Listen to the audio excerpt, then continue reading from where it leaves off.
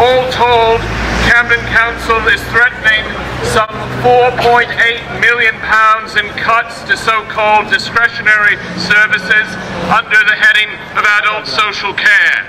At present, that translates into more than £600,000 in lost funding for Age Concern Camden, threatening not only the jobs of Camden UNISON members, but services on which hundreds upon hundreds of older people in this borough have come to rely.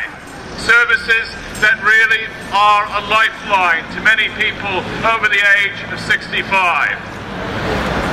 We're all sad about the closing of our centres. We'll have nowhere to go.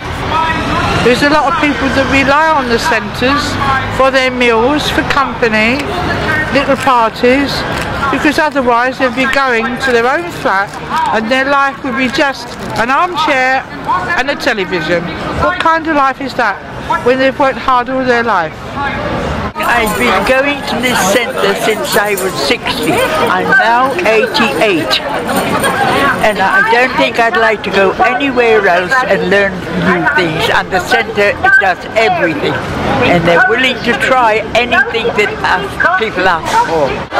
Save our centre, save our life! Save our centre, save our life! Save our centre, save our life! Save our centre, save our life! Save our centre, save our life! It's just somewhere for them to communicate with other people.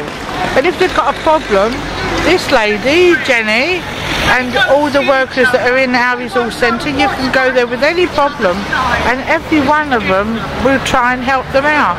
I mean, as it is at the moment, we pick up on a lot of things that are wrong with people and flag them up to the relevant people. And you know, there'd be so many people that are perhaps maybe not in homes now that we care for, and we keep them well out of homes. Very preventative, you know. I come on Monday mornings for a craft class, Monday afternoons for indoor bowling, Tuesday morning for art class, Thursday morning for a craft class. So it pretty well fills my week. I come down here to bowls, painting, darts, and it's mainly for the company though, really, because I'm on my own, like most of the people here perhaps are on their own, and it sort of brightens up the day, you know. And if it closes, I'd just be stuck indoors. And I'm able to get out, but a lot of the people can't get out. They're in wheelchairs. The only people they'll see are people perhaps bringing Meals on Wheels. And that will soon send them into depression. That will cost more. And the staff are very, very good. Yeah, too. And if they see you sitting doing nothing, they don't like it. They'll come over to you and coax you. My name's Shireen. I used to be the deputy of Millman Street Community Centre. It's just disgusting. It just seems so unfair that this vulnerable group have been targeted, and that, you know, we didn't put them in. We didn't put Cameron in and Clegg in to make these major cuts. These people have fought for the war. They paid their national health the whole way through, all their lives, and I don't think that we're giving them the respect that they actually are due. You've got the people that come here. I'm just talking to now. I'm just having a very nice conversation with someone about her cat. No, not her cat, her dog, which was Ginger, that had to be put down after she was bombed in 1945, and her house left. Her house went. Just imagine that, just imagine. That's what happened to her in this country. And don't you think somebody like that should enjoy this peace and care and being cared for in a place like this in her old age? I think so.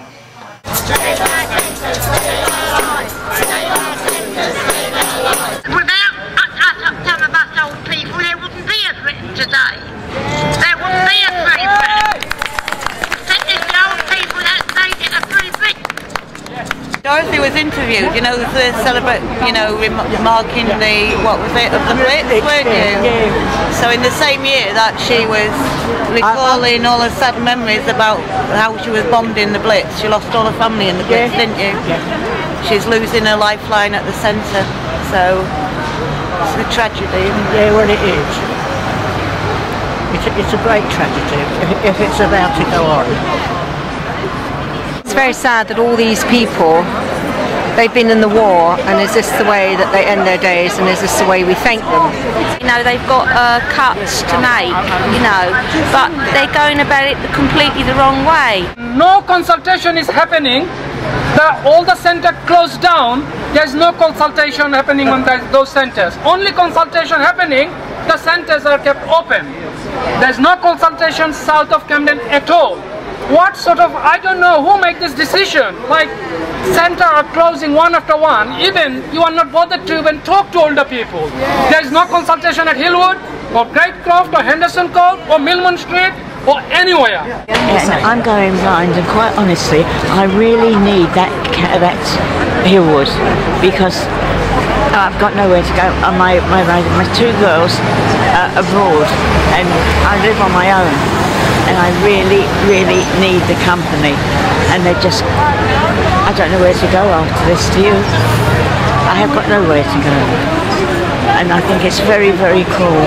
I mean, they're punishing the wrong people. I just think that these old people deserve better, and I just think the way it's been gone about, the way it's happened, is that there should have been more discussion with the old people. You know, the lady that spoke, 100 years old, she has a brain, she has a soul, she has a heart. They should have been consulted instead of being told it just closes. We just found out last week about the cuts, and it's completely devastating. It's what we've taken so long to start working together with the Bangladeshi community as well as the South Asian community to bring them out of their house, to integrate within the communities, and it's taken so long to do this, and to find out that all our hard work is now going to be cut just like that is completely devastating and unacceptable. How can Camden expect older people to go somewhere in Kilburn from Holborn, King's Cross or Somerstown? But what Camden seems to be doing, and this is replicated in Manchester, seems that they're implementing all the cuts at the same time in one huge swoop. A loud, clear message to Labour councillors that we demand that they not carry out the Conservative Liberal Democrat agenda of tearing apart the welfare state. You can't cut all the frontline services, especially in the south of the borough, for older people. At the moment, we've got lots of willing volunteers here. They don't pay for them, and they're helping us. But I don't know whether they'd still help us if the people were stuck in their own homes. I think they should look elsewhere to make these cuts. I think they should look at, you know, I mean, for example, we just seem to be forgetting about the bankers. We seem to be forgetting, you know, the big cheeses that have got all a bonus recently. You know, their bonus is at the expense of these elderly, vulnerable people. It's $150,000 to keep a centre like Millman Street open. I don't even know if that touches the bonus that some of these bankers are getting. I believe that we could actually construct a coalition of Labour councils across London that could mount a resistance, defying the diktats of central government, and actually making the situation unmanageable for Eric Pickles, the Secretary of State for Local Government. We have to work together, we have to unite, we have to be one community. So let's lead the fight and say we're not going to put up with it, and that all the people here, plus many, many more, lead the fight, take it to the government for making those cuts, and let's have the councillors leading that down for us. Save our centre, save our lives. Save our centre, save our lives. Save our centre, save our lives. Save our centre, save our lives. If they're going to keep the cuts, it's all wrong. It's all wrong. Because we're not able to do anything.